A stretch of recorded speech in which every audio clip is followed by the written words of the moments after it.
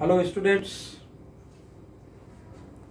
I hope that all of you will be fine in your home and maintaining the social distances whenever you are outside your house.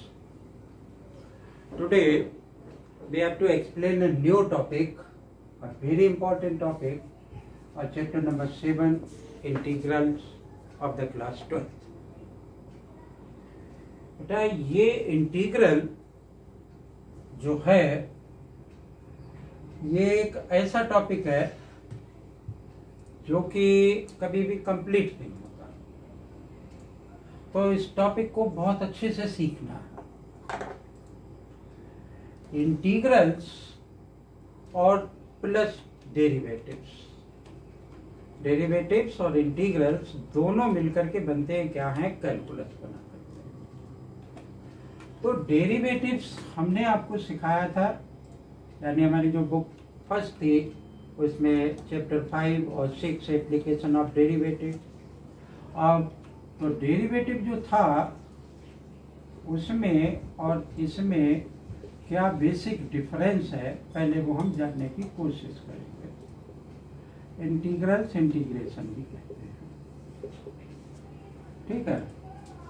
Differentiation में क्या था कि हम हमेशा find out करते थे, जैसे y = f(x) एक फंक्शन लिखा, ठीक है, तो वहां लिखा हुआ कि differentiate with respect to x, तो आप क्या काम करते थे, फट से dy/dx फाइंड आउट कर दिया।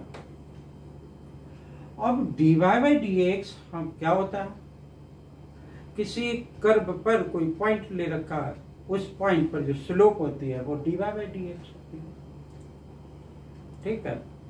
तो बेसिकली क्या है कि डेरिवेटिव क्या था कि स्लोप निकालना था किसी भी टेंजेंट का। इंटीग्रेशन में क्या होगा, यानी यहाँ क्या है कि स्लोप से रिलेशन था हमारा, और इंटीग्रेशन में क्या होगा कि हम क्या निकालने की कोशिश करेंगे कि एरिया ऑफ द कर्व निकालने की कोशिश करेंगे, या क्या मतलब और हो सकता है कि area bounded the curves, area bounded the curves, ठीक है। मान लो कि y = f(x) एक फंक्शन दे रखा है, हमने कहा कि ये फंक्शन डिफरेंशिएबल है, इसका कोई इंटरवल है, मान लो कि इंटरवल i है, x belongs to the i, मैंने लिख दिया कि i को बिलोंग करता है। तो इसका क्या मतलब हुआ करता था कि ये फंक्शन डिफरेंशिएबल होगा जो हमारा इंटरवल है उसमें हर एक पॉइंट पर ये फंक्शन डिफरेंशिएबल होगा, ठीक है, यानी उसका डेरिवेटिव निकाला जा सकता है, किसी इंस्टेंट पॉइंट पर निकाला जा सकता था, वो पॉइंट हमें मालूम हुआ करता था, ठीक है। तो इसका इससे क्या लेना देना। तो इंटीग्रेशन वो होता है जिसको कि हम एंटी डेरिवेटिव कहते हैं, यानी जिस किसी भी फंक्शन का अगर आपने डिफरेंशिएशन निकाला, यानी f(x) निकाला या dy/dx निकाला, अगर हम उसका इंटीग्रेशन करें यानी इंटीग्रेट करें तो वापस वही फंक्शन आ जाना चाहिए। मतलब क्या हुआ इसका कि मान लो कि मैंने ऐसे लिखा कि f(x) dx तो ये फंक्शन वापस आ गया f(x). तो इसका मतलब हम क्या कहते हैं कि जो इंटीग्रेशन होता है उसको हम क्या कह सकते हैं कि एंटी डेरिवेटिव भी कहते हैं, एंटी डेरिवेटिव, ठीक है। मतलब ये कि किसी भी फंक्शन का अगर आपने डेरिवेटिव निकाला, अगर उसका एंटी डेरिवेटिव हम फाइंड आउट करते हैं तो वो क्या होगा कि वो फंक्शन आ जाएगा। यानी एंटी डेरिवेटिव का मतलब क्या हुआ कि मुझे वो फंक्शन फाइंड आउट करना है जिसका कि वो फंक्शन डेरिवेटिव करने के बाद आया है, ठीक है। अब ये जो इंटीग्रेशन होता है उसको हम क्या कह सकते हैं, इसका मतलब कि एंटी डेरिवेटिव भी कह सकते हैं। क्या कह सकते हैं, एंटी डेरिवेटिव भी कह सकते हैं, या इसको हम इंटीग्रल्स भी कहते हैं। अब ये इंटीग्रल्स जो है वो बेसिकली क्या होता है कि दो तरीके का बताते हैं आपको कि वो क्या है। कि एक तो होता है कि method of the inspection, method of inspection, इस मेथड से हम क्या निकाल सकते हैं, इंटीग्रेशन फाइंड आउट कर सकते हैं, ठीक है। और दूसरा मेथड जो होता है, ये मेथड ऑफ इंस्पेक्शन मतलब हमें क्या दे रखा होगा, डेरिवेटिव दे रखा होगा, उसको हम क्या कर देंगे कि एंटी डेरिवेटिव कर देंगे, वापस वो क्या हो जाएगा कि फंक्शन हमारा आ जाएगा, ठीक है। और दूसरी बात क्या है कि हम क्या निकालते हैं इससे कि इंटीग्रेशन से एरिया अंडर द कर्व्स निकालते हैं, area under the curves, under the curves, ठीक है। अब मतलब क्या, एक तो मेथड ऑफ इंस्पेक्शन क्या कह रहा हूं मैं कि जिसमें कि डिफरेंशिएशन दे रखा है, ठीक है। और दूसरा क्या है, एरिया अंडर द कर्व्स, मतलब एक हमारा चैप्टर 7 होगा और एक चैप्टर 8 होगा। एरिया अंडर द कर्व्स यानी कोई कर्व होगी उसका एरिया फाइंड आउट करना होगा, तो उससे पहले हमें क्या पढ़ना होगा कि एक इंडेफिनिट इंटीग्रेशन और एक डेफिनिट इंटीग्रेशन, ठीक है। तो पहले हम बात करते हैं कि ये मेथड ऑफ इंस्पेक्शन बेसिकली है क्या, और इससे धीरे धीरे हम पहुंचेंगे इंटीग्रेशन पर, ठीक है ना। तो हमने क्या किया है कि यहाँ पर एक दो मान लो कि फंक्शन लिखे हैं, क्या फंक्शन लिखा कि integration and inverse process of differentiation, मतलब क्या हुआ कि एंटी डेरिवेटिव। यहाँ हमने लिखा कि एग्जांपल लिख लिया कि डी अपॉन में डी एक्स साइन एक्स किसके बराबर है, ये कॉस एक्स के बराबर है। दूसरा हमने D Y by D X लिख लिया कि डी अपॉन में डी एक्स और एक्स क्यूब डिवाइडेड बाई 3, इसका अगर आप डिफरेंशिएशन करोगे तो क्या आ जाएगा, एक्स का स्क्वायर, ठीक है। 3 आगे आ जाएगा, कम हो जाएगा, 3 कैंसिल हो जाएगा, एक्स स्क्वायर हो जाएगा। या फिर मैंने लिख लिया कि डी अपॉन में डी एक्स, क्या लिख दूं कि ई की power x, this is equal to e की पावर एक्स। तो मेथड ऑफ इंस्पेक्शन क्या करता है कि जब मैंने इसका डिफरेंशिएशन किया तो मुझे ये मिला, तो इसका मतलब ये कि इसका अगर मैं एंटी डेरिवेटिव निकालूं तो मुझे साइन एक्स मिलना चाहिए, मुझे क्या मिलना चाहिए, साइन एक्स मिलना चाहिए। अगर मैं इसका डिफरेंशिएशन करता हूं तो ये आएगा, लेकिन अगर मैं इसका एंटी डेरिवेटिव निकालता हूं तो वो क्या आएगा, फिर ये आ जाएगा, ठीक है ना। ऐसे ही इसका डिफरेंशिएशन भी होता है, इसका इंटीग्रेशन भी होता है, ठीक ही पावर है। तो जैसे जैसे चैप्टर आगे बढ़ेगा इनमें इसमें कुछ और आगे आएगा, जैसा कि डिफरेंशिएशन में था 2x लिख लेते थे की पावर, लेकिन तो यानी इसका डिफरेंशिएशन इसके इक्वल हुआ तो इसका जो रिवर्स प्रोसेस होगी उसको अगर मैं फाइंड आउट करूंगा तो मुझे वो फंक्शन ढूंढना है जिसका कि आपने ये डिफरेंशिएशन करके निकाला था, उस प्रोसेस को मैं क्या कहूंगा कि एंटी डेरिवेटिव, ठीक है। अब मैटर ये कि मान लो कि जैसे यहाँ पे लिखा कि एक्स स्क्वायर प्लस का 1 लिखा या फिर एक्स स्क्वायर लिखा, अगर मैं इसका डिफरेंशिएशन करता हूं तो भी 2x आएगा और इसका डिफरेंशिएशन करता हूं तो भी 2x आएगा, ठीक है। लेकिन जब मैं मान लो कि इसका डिफरेंशिएशन किया कि 2x आया तो अब मैं यहाँ बता रहा हूं कि जब आप इसका एंटी डेरिवेटिव निकालोगे तो ये आना चाहिए, ठीक है ना। तो मैं इसका अगर एंटी डेरिवेटिव निकालता हूं यानी इंटीग्रेशन करता हूं तो ये मेरा क्या आ जाएगा, एक्स का स्क्वायर आ जाएगा, ठीक है। तो ये कहां चला गया, ये भी तो आना चाहिए था, तो ये आ नहीं रहा इसमें। तो उसके लिए हम क्या करते हैं कि जब मैं इसका एंटी डेरिवेटिव निकालूंगा तो एक सी लगाऊंगा यानी कांस्टेंट लगाऊंगा, जिसको मैं क्या कहूंगा, आर्बिट्रेरी कांस्टेंट, ठीक है। तो अब कांस्टेंट से बन तो नहीं आया, कांस्टेंट से कहीं बन आया, कहीं बन नहीं आया, तो मैं क्या करूंगा इसका, यानी इसका एक आप ज्योमेट्रिकल इंटरप्रिटेशन देखिए। ठीक है, सपोज मैंने y इक्वल टू 2x ही ले लिया।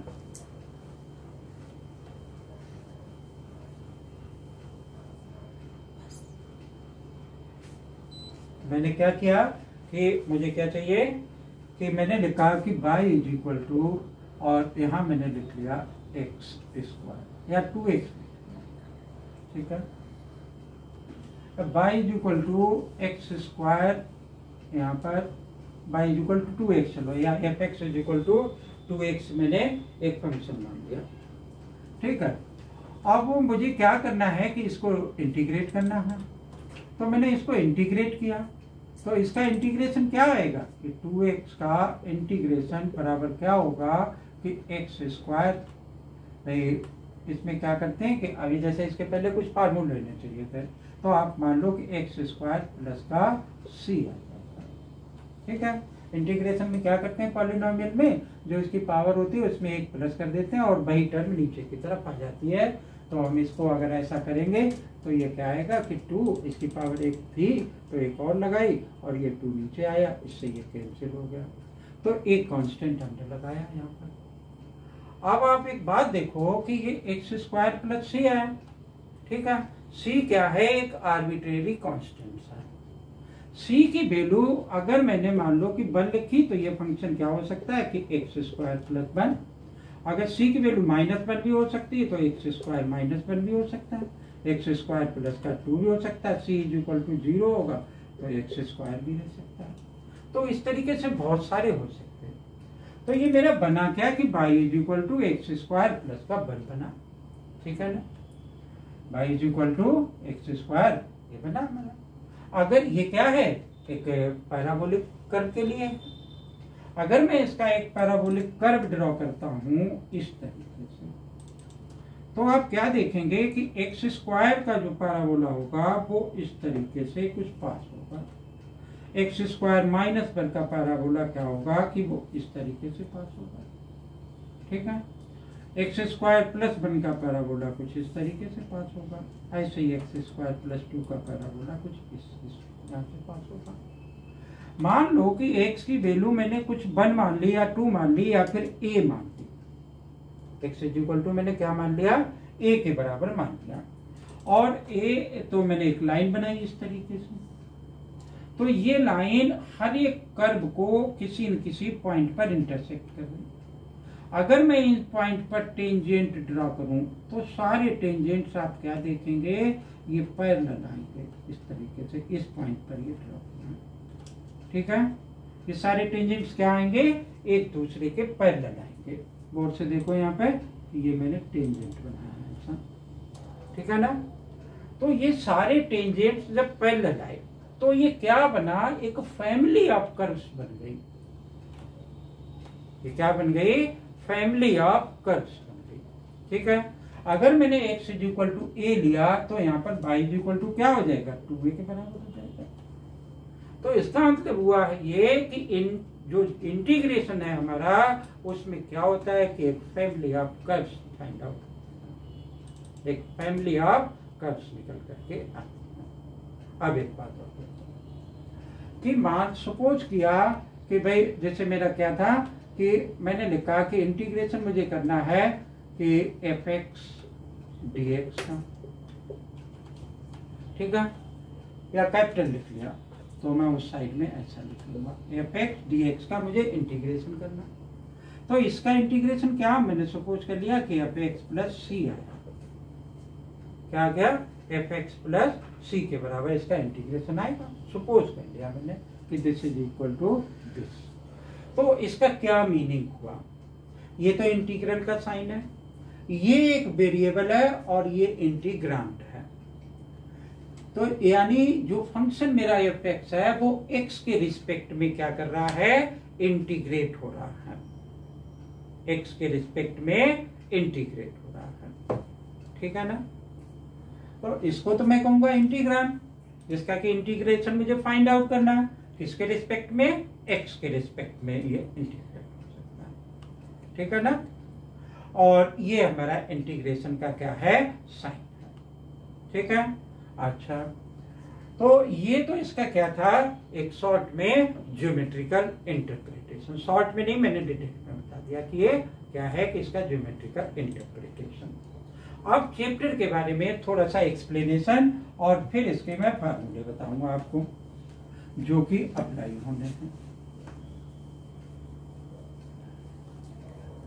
देखो देखो चैप्टर 7 ये जो मेंशन है ये 2 पार्ट में डिवाइड होगा। नंबर 1 क्या होगा कि एक तो इंडेफिनिट इंटीग्रेशन होगा, इंडेफिनिट इंटीग्रेशन, ठीक है। और दूसरा होगा इंडेफिनिट और डेफिनिट इंटीग्रेशन, डेफिनिट इंटीग्रेशन, ठीक है, डेफिनिट इंटीग्रेशन, ठीक है। इंडेफिनिट इंटीग्रेशन होगा, इसमें बेसिकली क्या होंगे कि 3 मेथड्स हम अप्लाई करेंगे। उसके अलावा भी कुछ स्पेशल फंक्शंस होंगे, कुछ ट्रिग्नोमेट्रिक फंक्शंस होंगे, ठीक है। तो वो 3 मेथड्स हमारे क्या होंगे। नंबर 1 तो सब्स्टिट्यूशन का मेथड होगा जिससे हम निकालेंगे। दूसरा क्या होगा, integration by parts, integration by parts होगा, ठीक है। और तीसरा क्या होगा कि पार्शियल फ्रैक्शन, पहले पार्शियल फ्रैक्शन आएगा उसके बाद इंटीग्रेशन बाय पार्ट्स आएगा, पार्शियल फ्रैक्शन, ठीक है। प्लस ट्रिग्नोमेट्रिक फंक्शंस होंगे, स्पेशियल फंक्शंस होंगे। यानी एक्सरसाइज 7.1 में तो एक जनरल सा डिस्कशन होगा इंटीग्रेशन के बारे में कि आप इंटीग्रेशन को समझे अच्छे से, ठीक है। फिर 7.2 से लगा करके 7.7 तक क्या होगा, इनडेफिनिट इंटीग्रेशन होगा। फिर 7.8 से 7.8 एक स्पेशल एक्सरसाइज होगी जिसमें हम क्या लगाएंगे, एक और मेथड लिमिटेड सम लगाएंगे। क्या लगाएंगे, लिमिटेड सम लगाएंगे, ठीक है।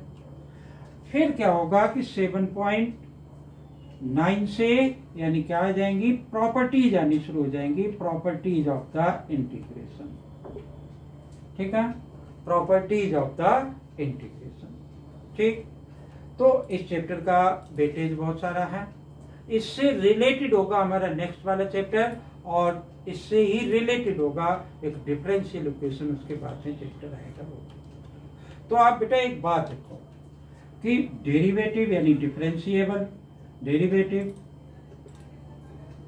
और प्लस इंटीग्रल दोनों मिलकर के बनते हैं कैलकुलस, ठीक है। तो डेरिवेटिव और इंटीग्रेशन तो एक तो चैप्टर 5 है, एक चैप्टर 6 है, 7 है, 8 है और 9 है। लगभग मोर देन 40% से ज्यादा सिलेबस कवर अप किया करते हैं और इनका वेटेज भी इतना है। इसलिए बोर्ड के पॉइंट ऑफ व्यू से क्या है कि ये चैप्टर बहुत ही इंपॉर्टेंट है, आपको बहुत अच्छे से सीखने हैं, ठीक है। थोड़ा सा और एक्सप्लेनेशन करता हूं, फिर मैं बताऊंगा ये एक्सरसाइज आपको। देखो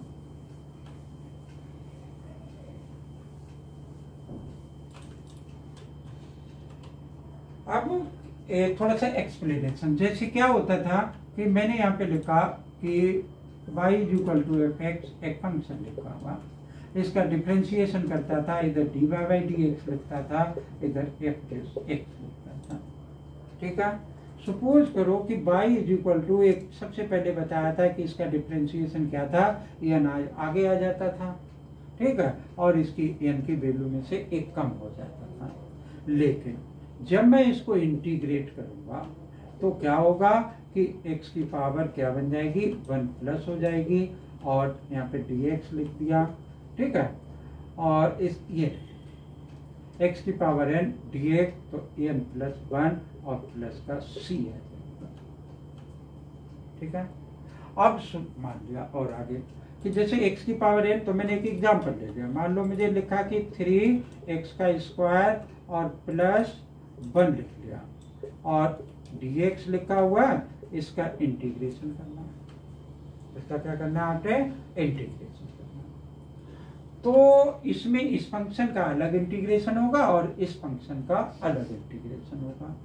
तो इसका मतलब क्या हुआ कि मान लो कि हमारे पास एक fx और gx हमारे दो फंक्शन दे रखे हैं और दोनों का मैंने इंटीग्रेशन करना, प्लस माइनस का साइन लगा लिया, ठीक है, यहाँ पे dx लिखा हुआ। तो इसका मतलब दोनों फंक्शन क्या होंगे कि अलग अलग इंटीग्रेट किए जाएंगे, fx dx plus minus integration of gx और dx, ठीक है। तो इस ये वाला मैं क्या लगेगा कि ये जो अलजेब्रा लिखा हुआ है वो इसमें अप्लाई होगा। अब यहाँ पे 3 आ गया, लेकिन आगे तो अब हम क्या करेंगे, तो हमारे पास क्या होता है कि जैसे यहाँ पे लिखा के fx और dx, तो k जो कांस्टेंट है वो आगे आ गया और इंटीग्रेट कर दिया fx dx को, ठीक है ना। तो k ऐसे ही बना रहेगा और इसका integration whatever will be possible we have to write here. तो इसका इंटीग्रेशन में किस तरीके से लिखूंगा, 3 तो मैंने ये लिख दिया, एक्स स्क्वायर और dx इसके साथ में आ गया, प्लस 1 और dx आ गया, ठीक है ना। तो अब इसका इंटीग्रेशन क्या बताया कि x की पावर 1 है, वो n है, तो एक प्लस कर दिया, तो मैं इसमें भी प्लस कर दूंगा, तो ये क्या बन जाएगा x की क्यूब, और जो पावर जो यहाँ आई वही डिनोमिनेटर में तो 3 आ गई, ठीक है। अब 1 इसका इंटीग्रेशन क्या होगा, x होगा और प्लस का c लगाएंगे, ठीक है। तो ये क्या बन गया, x cube plus x plus का c। तो जितने भी पॉलिनोमियल फंक्शन होंगे उनका इंटीग्रेशन हम इसी फॉर्म में करेंगे। बेटा यहाँ पर कोई भी प्रोडक्ट रूल नहीं है जैसे डिफरेंशिएशन में होता था, कोई भी क्वोशिएंट रूल नहीं है। हमें जो फार्मूले दे रखे हैं उस फार्मूले के फॉर्म में पहले मुझे क्वेश्चन को कन्वर्ट करना पड़ेगा और तब वो फार्मूला मैं अप्लाई कर पाऊंगा, ठीक है। ऐसे मैंने मान लो लिखा हुआ है, तो यहाँ पर 1 का इंटीग्रेशन मैंने बता ही दिया, तो कभी भी 1 आ जाए तो उसका इंटीग्रेशन आप क्या लिख लेंगे, x लिख लेंगे, ठीक है। जैसे ट्रिग्नोमेट्रिक फंक्शन सारे फार्मूले हमारी बुक में अवेलेबल है, इसलिए उनको लिखने की ज्यादा क्या है कि जरूरत नहीं, लिखेंगे तो लिखते रहेंगे बहुत देर तक, ठीक है। तो ये एक जनरल क्या था हमारा एक्सप्लेनेशन था कि व्हाट इज द इंटीग्रेशन, और इसके बाद मैं आपको कराऊंगा अपने एक्सरसाइज 7.1 जिसमें मेथड ऑफ इंस्पेक्शन पहले आएगा, तो उससे रिलेटेड क्वेश्चन कराऊंगा, और उसके बाद जनरल मेथड्स पर डिपेंड कुछ क्वेश्चंस दे रखे होंगे, उन क्वेश्चन को मैं क्या करूंगा इसमें एक्सप्लेन करूंगा, ठीक है ना। तो ये इंटीग्रेशन था, मुझे उम्मीद है कि आपको ये बात समझ में आई होगी। अगर समझ में आई आप तो वीडियो को लाइक करें और चैनल को सब्सक्राइब करना नहीं भूलें, क्योंकि चैनल अगर आप सब्सक्राइब कर लेंगे तो हमारा क्या होगा कि बराबर नोटिफिकेशन आपके पास आता रहेगा और उससे आपको बहुत बेनिफिट होगा। थैंक यू, जय।